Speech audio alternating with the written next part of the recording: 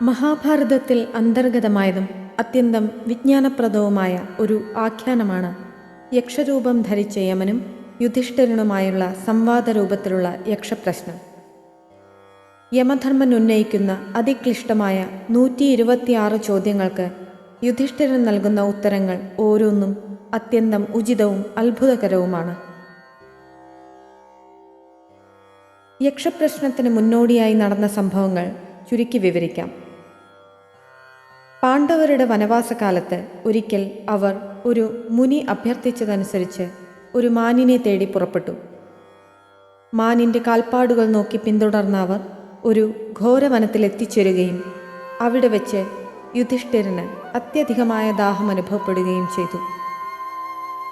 സഹദേവൻ അടുത്തുള്ള ഉയരമേറിയ ഒരു വൃക്ഷത്തിൽ കയറി ചുറ്റും നോക്കിയപ്പോൾ അധികം ദൂരെയല്ലാതെയായി ഒരു ജലാശയം സ്ഥിതി ചെയ്യുന്നതായി കണ്ടെത്തി. ഉടൻ തന്നെ എല്ലാവർക്കും വേണ്ടി ജലം കൊണ്ടുവരുവാനായി സഹദേവൻ പുറപ്പെടുകയും ചെയ്തു. സഹദേവൻ ജലാശയത്തിൽ നിന്നും ജലമെടുക്കുവാൻ തുനിഞ്ഞപ്പോൾ ഒരു ശബ്ദം കേട്ടു. ഞാൻ ഈ ജലാശയത്തിൽ ചിരകാലമായി കഴിയുന്ന ഒരു കൊക്കാണ്. ഈ ജലാശയം എൻ്റെ പൂർവിക സ്വത്താണ്. അതുകൊണ്ട് എൻ്റെ അനുവാദം കൂടാതെ ഈ ജലം കുടിച്ചാൽ നീ മരിച്ചു വീഴുന്നതാണ്. അതിനെ വകവയ്ക്കാതെ അയാൾ ജലം കുടിക്കുകയും ഉടൻ തന്നെ മരിച്ചു വീഴുകയും ചെയ്തു. വളരെ നേരം കഴിഞ്ഞിട്ടും സഹദേവൻ തിരിച്ചു വരാത്തതുകൊണ്ട് യുധിഷ്ഠിരൻ ആജ്ഞാപിച്ചതനുസരിച്ച് നകുലൻ ജലാശയത്തിലേക്ക് പോവുകയും തൻ്റെ സഹോദരനെ പോലെ മരണമടയുകയും ചെയ്തു. പിന്നീട് അർജുനനും ഭീമനും ഇതേവിധം തന്നെ മരണത്തിന് ഇരയാകുകയും ചെയ്തു. അവസാനം തൻ്റെ 4 സഹോദരന്മാർക്ക് എന്തു സംഭവിച്ചു എന്നറിയുവാനായി യുധിഷ്ഠിരൻ സ്വയം ജലാശയത്തിനടുത്ത് ചെല്ലുകയും അതിൻ്റെ കരയിൽ നിശ്ചേഷ്ടരായി കിടക്കുന്ന തൻ്റെ 4 സഹോദരന്മാരെ കാണുകയും ചെയ്തു. ദാഹിച്ച് അവശനായ യുധിഷ്ഠിരൻ ജലാശയത്തിൽ നിന്നും കുറച്ച് വെള്ളം കുടിക്കുവാൻ തുനിഞ്ഞപ്പോൾ നേരത്തെ മറ്റു പാണ്ഡവന്മാരോട് പറഞ്ഞതുപോലെ ആ കൊക്ക് യുധിഷ്ഠിരനോടും തൻ്റെ അനുമതിയില്ലാതെ ആ സാഹസത്തിന് മുതിരരുത് എന്ന് പറയുകയും താൻ ഒരു യക്ഷനാണെന്ന വസ്തുത വെളിപ്പെടുത്തുകയും ചെയ്തു. തൻ്റെ ചോദ്യങ്ങൾക്ക് തൃപ്തികരമായ ഉത്തരം നൽകിയതിനു ശേഷം വേണമെങ്കിൽ വെള്ളം കുടിക്കുകയോ കൊണ്ടുപോവുകയോ ചെയ്യാമെന്ന് യക്ഷൻ പറഞ്ഞപ്പോൾ യുധിഷ്ഠിരൻ യക്ഷൻ്റെ ചോദ്യങ്ങൾക്ക് മറുപടി നൽകുവാൻ തയ്യാറായി. യക്ഷൻ്റെ ഓരോ ചോദ്യത്തിനും യുധിഷ്ഠിരൻ അല്പം പോലും മടിച്ചു നിൽക്കാതെ ഉചിതമായ മറുപടി നൽകുകയും ചെയ്തു. ജ്യേഷ്ഠ പാണ്ഡവന്റെ അപാരമായ ജ്ഞാനവും സൂക്ഷ്മദർശിത്വവും ബുദ്ധിശക്തിയും സ്വഭാവ വൈശിഷ്ട്യവും വെളിപ്പെടുത്തുന്നതാണ് ഈ സംവാദം. സഹസ്രാബ്ദങ്ങൾക്കു ശേഷം ഇന്നും നമ്മെ അത്ഭുത പരതന്ത്രരാക്കുന്ന ഒരു സന്ദർഭം ഇതിലുണ്ട്. എന്താണ് ആശ്ചര്യം എന്ന യക്ഷന്റെ ചോദ്യത്തിന് യുധിഷ്ഠിരൻ നൽകിയ മറുപടി ഇതായിരുന്നു. ഓരോ ദിവസവും എത്രയോ പേർ മരണമടയുന്നത് കണ്ടിട്ടും അത് കണ്ടു നിൽക്കുന്നവരെല്ലാം തന്നെ തങ്ങൾ ഒരിക്കലും മരിക്കുകയില്ല എന്ന് വ്യാമോഹിക്കുകയാണ്. തൻ്റെ ചോദ്യങ്ങൾക്ക് യുധിഷ്ഠിരൻ നൽകിയ ഉത്തരങ്ങൾ കേട്ട് തൃപ്തനായ യക്ഷൻ യുധിഷ്ഠിരനോട് ഏതെങ്കിലും ഒരു അനുജനെ ജീവിപ്പിക്കാമെന്ന് ഉറപ്പു നൽകിയപ്പോൾ നകുലനെ ജീവിപ്പിക്കുവാനാണ് യുധിഷ്ഠിരൻ യക്ഷനോട് ആവശ്യപ്പെട്ടത്.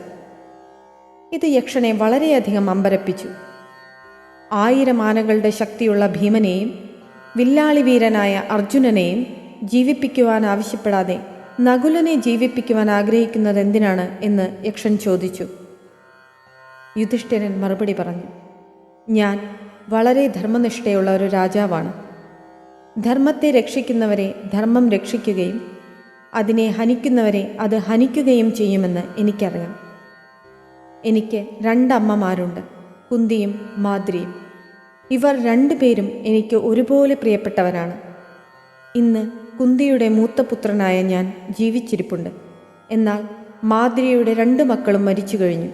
അതുകൊണ്ട് മാദ്രിയുടെ ആദ്യജാതനായ നകുലൻ ന്യായമായും ജീവിക്കേണ്ടതാണ്.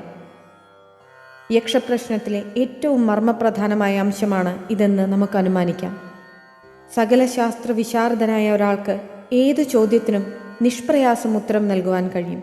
എന്നാൽ ജീവിതത്തിലെ ഒരു സന്ദിഗ്ധ ഘട്ടത്തിൽ തൻ്റെ ശരിയായ ധർമ്മം എന്താണ് എന്ന് തിരിച്ചറിയുക വളരെ പ്രയാസമുള്ള കാര്യമാണ്. യുധിഷ്ഠിരൻ്റെ ധർമ്മനിഷ്ഠ, സമദർശിത്വം, ത്യാഗം, വിരക്തി എന്നീ ഗുണങ്ങളാണ് ഇവിടെ പ്രകടമാകുന്നത്. സ്ഥാനഭ്രഷ്ടനായ ഒരു രാജാവെന്ന നിലയിൽ തൻ്റെ രാജ്യം വീണ്ടെടുക്കുന്നതിന് യുധിഷ്ഠിരന് വേണ്ടിയിരുന്നത് കരുത്തന്മാരായ ഭീമാർജുനന്മാരാണെന്നിരിക്കെ തെല്ലും സംശയിക്കാതെ നകുലൻ്റെ ജീവന് വേണ്ടി പ്രാർത്ഥിച്ച യുധിഷ്ഠിരൻ നമുക്ക് ഒരു ആദർശ പുരുഷനായി മാറുകയാണിവിടെ. അതുകൊണ്ട് തന്നെയായിരിക്കണം യുധിഷ്ഠിരനെ പരീക്ഷിക്കുവാൻ യക്ഷനായി വന്ന യമൻ സന്തുഷ്ടനായി 4 സഹോദരന്മാർക്കും ജീവൻ നൽകി അവരെ അനുഗ്രഹിച്ചു മടങ്ങിയത്. എന്തുകൊണ്ടും മഹാഭാരതത്തിലെ അവിസ്മരണീയങ്ങളായ കഥകളിൽ യക്ഷപ്രശ്നത്തിന് ഒരു മുഖ്യമായ സ്ഥാനമുണ്ട് എന്നുള്ളതിൽ സംശയമില്ല.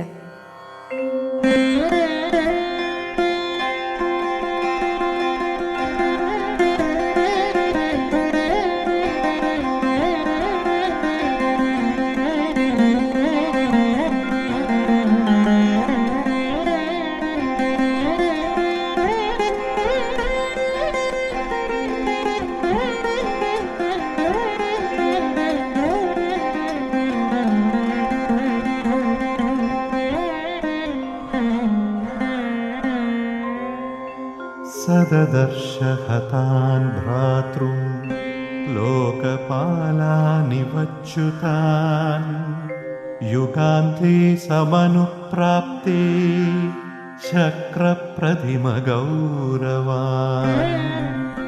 സദദർശഹതാൻ ഭ്രാതൃം ലോകപാലാനിവച്യുതാൻ യുഗാന്തേ സമനുപ്രാപ്തേ ശക്രപ്രതിമഗൗരവാൻ.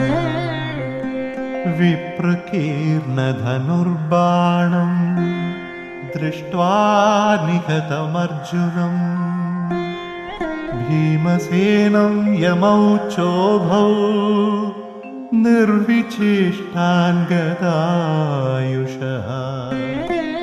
സദീർഘമുഷ്ണം നിശ്വസ്യ ശോകബാഷ്പരിപ്ലുതഃ ബുദ്ധ്യാ വിചിന്തയാമാസ വീരാക്കേന നിതാപിതാ. നൈഷാം ശസ്ത്രപ്രഹാരോസ്തി പദം നേഹാസ്തി കസ്യചിത് ഭൂതം മഹദിദം മന്യേ ഭ്രാതരോ യേന മേ ഹതാ. ഏകാഗ്രം ചിന്തയിഷ്യാമി പീത്വാ വേത്സ്യാമി വാജലം. ഏകാഗ്രം ചിന്തയിഷ്യാമി പീത്വാ വേത്സ്യാമി വാജലം. മഹത്വത്തിൽ ഇന്ദ്രതുല്യന്മാരായ തൻ്റെ സഹോദരന്മാർ യുഗാന്തത്തിൽ സ്ഥാനച്യുതന്മാരായ ലോകപാലന്മാരെന്ന പോലെ നിലത്ത് കിടക്കുന്നത് യുധിഷ്ഠിരൻ കണ്ടു.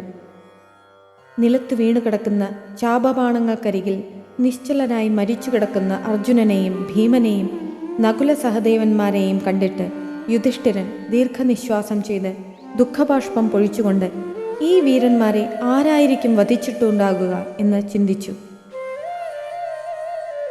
ഇവരുടെ ശരീരങ്ങളിൽ ആയുധമേറ്റ പാടുകളില്ല. ഇവിടെ എങ്ങും ആരുടെയും കാൽപ്പാടുകളും കാണുന്നില്ല. ഇവരെ വധിച്ചയാൾ അസാമാന്യനാണെന്ന് തോന്നുന്നു. വെള്ളം കുടിച്ച ശേഷം ഇതിനെക്കുറിച്ച് ഏകാഗ്രമായി ചിന്തിക്കാം. യാതു ദുര്യോധനേനേദം ഉപാംശു വിഹിതം കൃതം ഗാന്ധാരരാജരചിതം സതതം ജിംഹബുദ്ധിനാ. യസ്യ കാര്യമകാര്യം വാ സമമേവ ഭവത്യുതാ. കസ്തസ്യ വിശ്വസേദ്വീരോ दुर्मतेरकृतात्मनः अथवा पुरुषैर्गूढैः प्रयोगोऽयं दुरात्मनः भवेदिति महाबाहो बहुधा समचिन्तयत् तस्यासीन विषीणेदमुदकं दूषितं यथा मुखवर्णा प्रसन्ना मे भ्रातॄणामित्यचिन्तयत्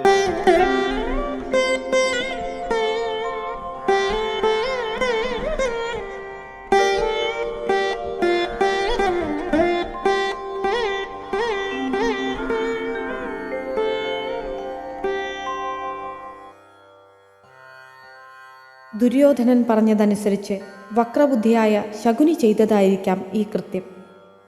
ചെയ്യേണ്ടതിനെയും ചെയ്യേണ്ടാത്തതിനെയും ഒരുപോലെ കാണുന്ന ആ ദുഷ്ടബുദ്ധിയെ ഏതു വീരനാണ് വിശ്വസിക്കുക? അല്ലെങ്കിൽ ആ ദുഷ്ടൻ ഗൂഢപുരുഷന്മാരെ കൊണ്ട് ഈ പ്രവൃത്തി ചെയ്യിച്ചതായിരിക്കാം. ഇவ்விധം ആ മഹാബാഹു പല വിധത്തിലും ചിന്തിച്ചു. ജലാശയത്തിലെ വെള്ളത്തിൽ വിഷമുണ്ടെന്ന് യുധിഷ്ഠിരന് തോന്നിയില്ല. എൻ്റെ സഹോദരന്മാരുടെ മുഖത്ത് നിറം മങ്ങിയിട്ടില്ലല്ലോ, അതുകൊണ്ട് വെള്ളത്തിൽ വിഷം ഉണ്ടായിരിക്കുവാൻ സാധ്യതയില്ല എന്നും യുധിഷ്ഠിരൻ ചിന്തിച്ചു.